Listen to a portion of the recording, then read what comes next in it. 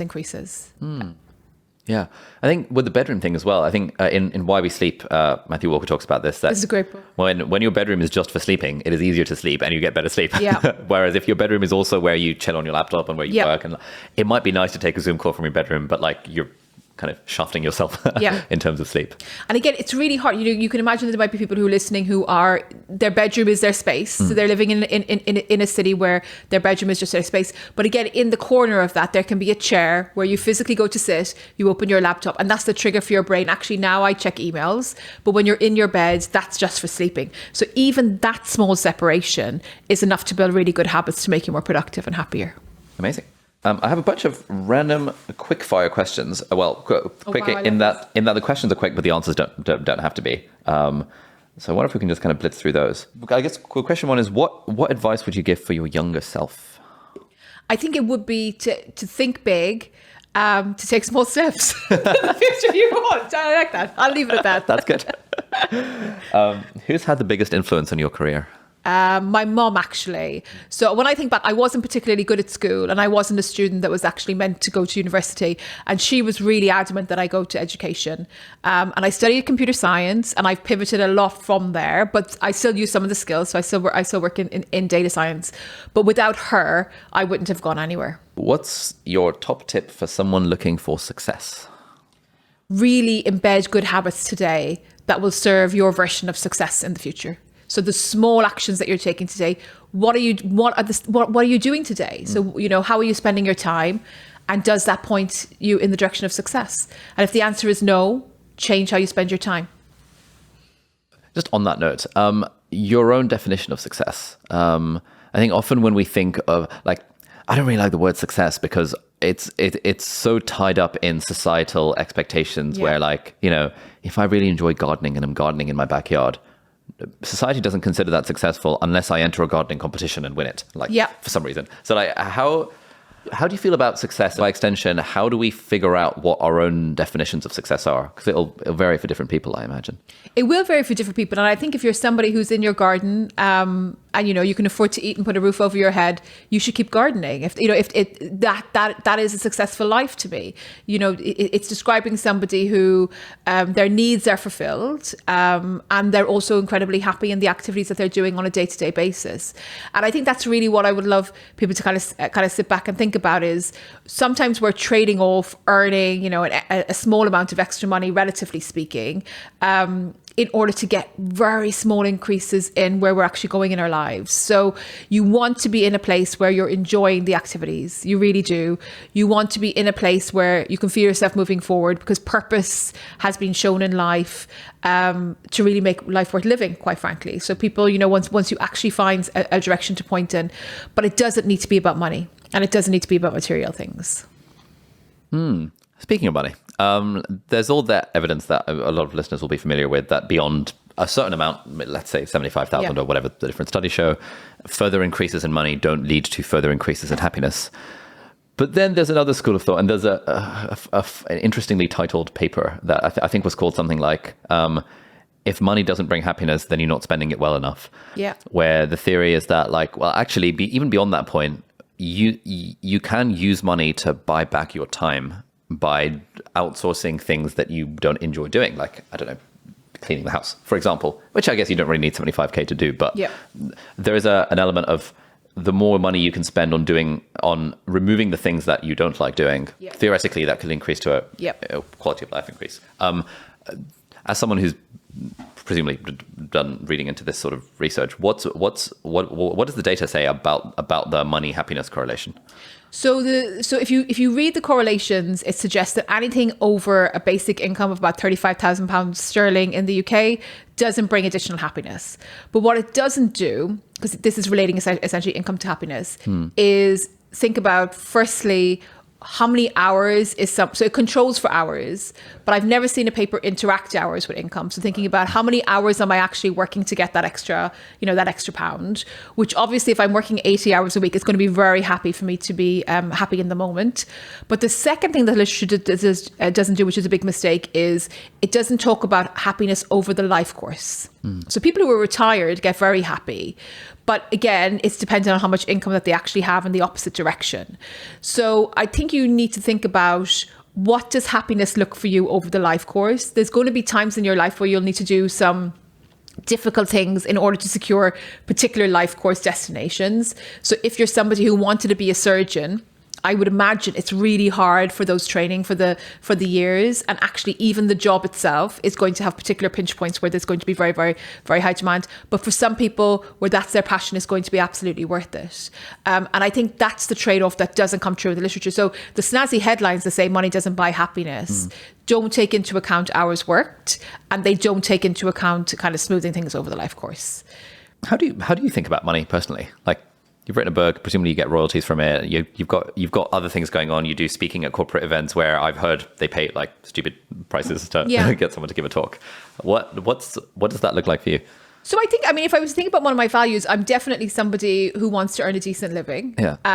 But I will only do that if I'm engaged in tasks that I actually really like doing. So I turn down things that are quite lucrative relatively regularly, because I know, and I've got caught up in a project before that is like this. When I'm doing it, I'm just miserable, and I can't wait to hand it over.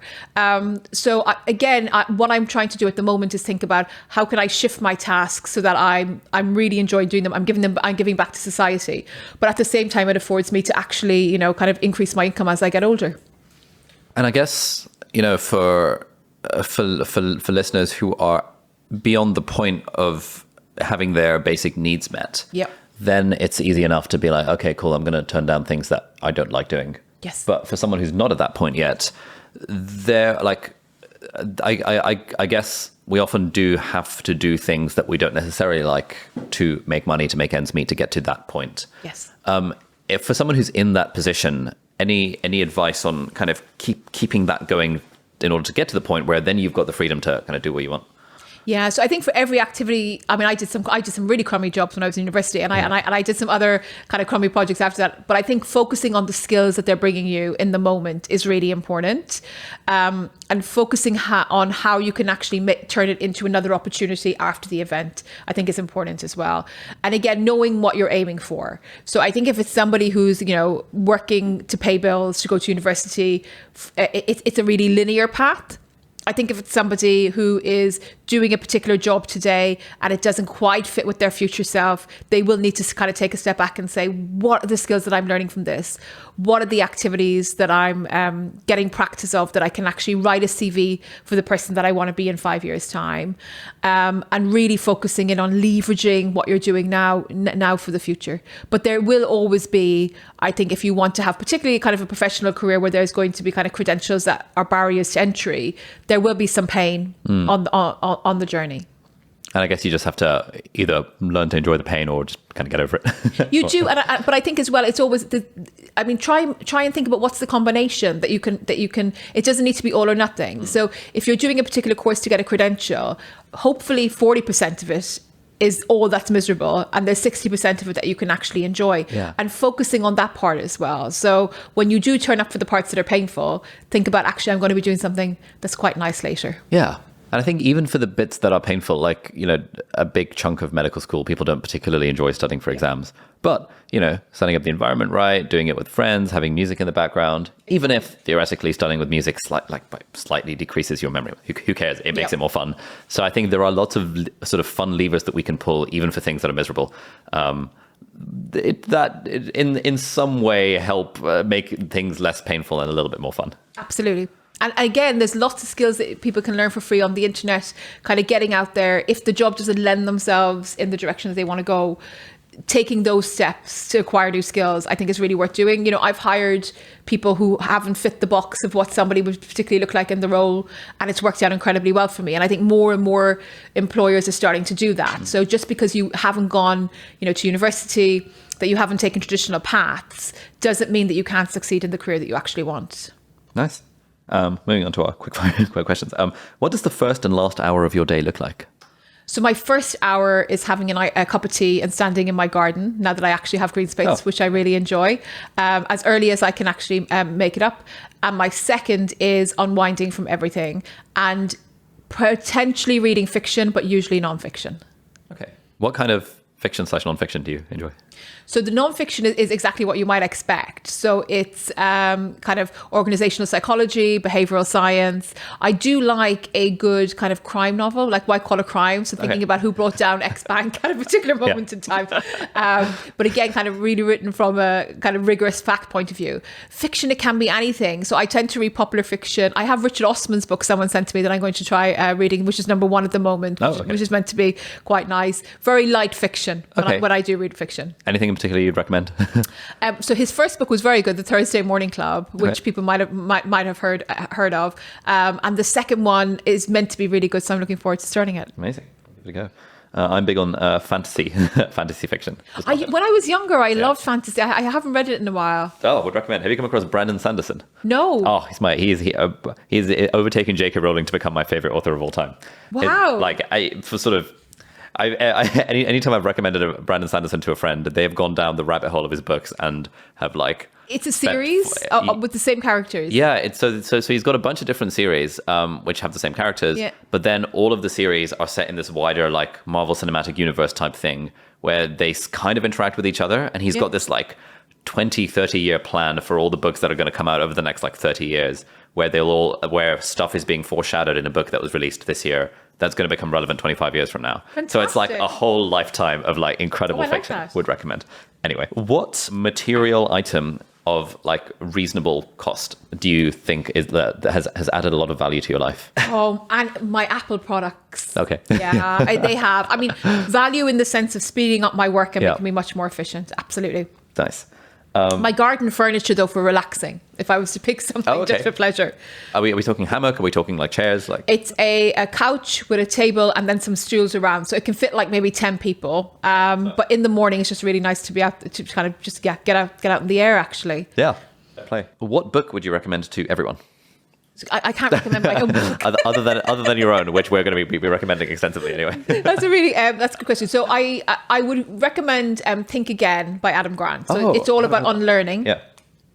So thinking about what are the habits or the preconceptions that you might actually have that aren't serving you well, and really spending time to kind of unlearn them. So most of us kind of go through our lives with a particular viewpoint, and it's trying to get you to take a step back and think about what might it be about my viewpoint that isn't serving me well, and how can I actually enhance my life. And it really ties to the idea actually of having what I would call a diverse boardroom. So thinking about who you get advice from on a particular on things that actually crop up in your life, and are they very like you? So are they the same age? Do they go to the same university? Do they vote in the same political way? And broadening that boardroom to have more people who are different to you in it. And there's two reasons for that. So firstly, you're less likely to succumb to confirmation bias, to be told that you're right all the time, which is good for us. But diverse boardrooms will see opportunities that you don't see. Nice. So if you don't have a Trump supporter in your boardroom, you go get a Trump supporter. Yeah. And if you don't have a Biden supporter, you go get a Biden supporter, for all the US listeners. This is a question we usually ask entrepreneur type people, which is that like, if you lost all your money, if you lost all your business, what would you be doing? But I guess for you, the equivalent is like if you got cancelled and, LSE fired you because they're like, it's unacceptable that you said that thing 10 years ago or whatever. Yeah. But you still had the same skills. What would you be doing? I think I'd be writing and putting more stuff out there. So I think we started, and I'm not on social media because I'm somebody who detests social media. I just don't have the time at the moment. But I think it's a really good outlet to kind of reach audiences that I otherwise would not necessarily get to meet. And I think I will be writing much more content for online, already established online mediums, but maybe doing something more myself. Okay, interesting. What quote or mantra do you live by, if any? Oh, that's a really good one. I have so many of them. So it's really about taking control, what you can control, and letting the rest go.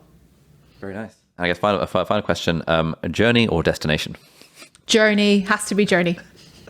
Amazing. And that's the title of the final chapter of your book, which is like 2 pages long. Yes. Why did he call it Journey? Because I think you're never done. So I think, these days, careers are going to go on probably. I mean, if you're lucky, you'll be 75 and still doing something. So you might have wound down, but you'll still be engaged. You'll still be kind of getting out there and meeting people. And I think the ultimate idea that we find a job and that's the end of it for us is kind of gone. It's gone because the economy is changing. It's being shaped by technological forces. But I think it's better for us to think of it as a journey. Very nice. Cool. Well, yeah, thanks for coming out. Thank you, Ali. Been a pleasure. It's been an absolute pleasure. Thank you so much.